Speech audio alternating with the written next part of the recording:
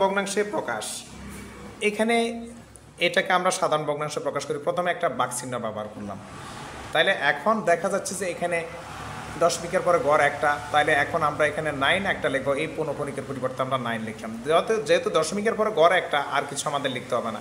উপরে এই পাশে শূন্য যেহেতু মূল্যহীন, তাহলে আমরা এই 3টা লিখে ফেললাম এখানে। তাহলে 3 এবং 9 এটার মধ্যে কাটাকাটি করলে 3 মধ্যে একবার যা, 3 9-এর মধ্যে 3বার যা। তাহলে আমাদের ফলাফল দাঁড়ালো কত? 1/3। 1/3 ফলাফল দাঁড়ালো। অনুরূপভাবে আরেকটি অঙ্ক, এটাকে আমরা সমাধান করি। তাহলে এখন এখানে পৌনঃপুনিক 2 ঘরে আছে, মানে 2টা সংখ্যার উপরেই পৌনঃপুনিক আছে। তাহলে এখন 9 এখানে 2বার হবে। যেহেতু দশমিকের পরে 2 ঘর 1 2, তো এখানে 2 ঘর পূর্ণ হয়ে গেছে, আমাদের আর এখানে নিচে আর কোনো কাজ করার নেই।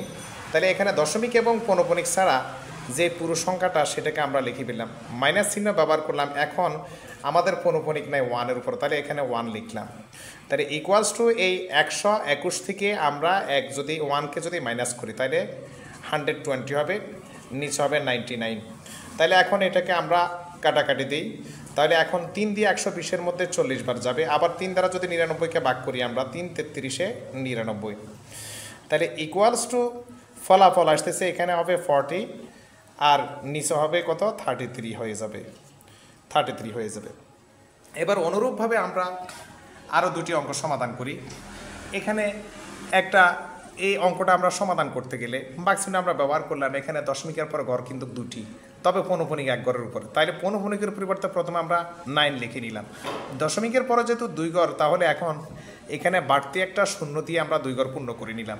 দশমিক এবং পৌনঃপুনিক ছাড়া সংখ্যা পুরোটো আমরা লিখে নিলাম। মাইনাস হবে এখন, যেহেতু পৌনঃপুনিক নেই 3 এবং 7-এর উপরে, তাহলে 3 7 এখানে আমরা মাইনাস করে নিলাম। তাহলে ইকুয়ালস টু এখন 8 থেকে যখন আমরা 7 বিয়োগ করব, তাহলে হবে 1। তারপরে 7 থেকে যদি 3 মাইনাস করি, তাহলে 4 হয়ে যাবে। তারপর হচ্ছে 3 বসে যাবে। তারপর হচ্ছে 90। তাহলে আমাদের ফলাফল দাঁড়ালো কত? আমাদের ফলাফল দাঁড়ালো 341/90।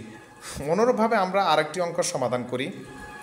এখানে এই অঙ্কটা সমাধান করলে তাহলে এখন এখানে পৌনঃপুনিক 2-এর উপরে দেখা যাচ্ছে, 5-এর উপরেও দেখা যাচ্ছে, কিন্তু 1-এর উপরে পৌনঃপুনিক দেখা যাচ্ছে না। কিন্তু ধরে নিতে হবে যে 1-এর উপরে পৌনঃপুনিক আছে, কারণ 2টা পৌনঃপুনিকের মাঝখানে যদি এই ফাঁকা জায়গাগুলো, এগুলোকে পৌনঃপুনিকের আওতায় ধরে নিতে হয়।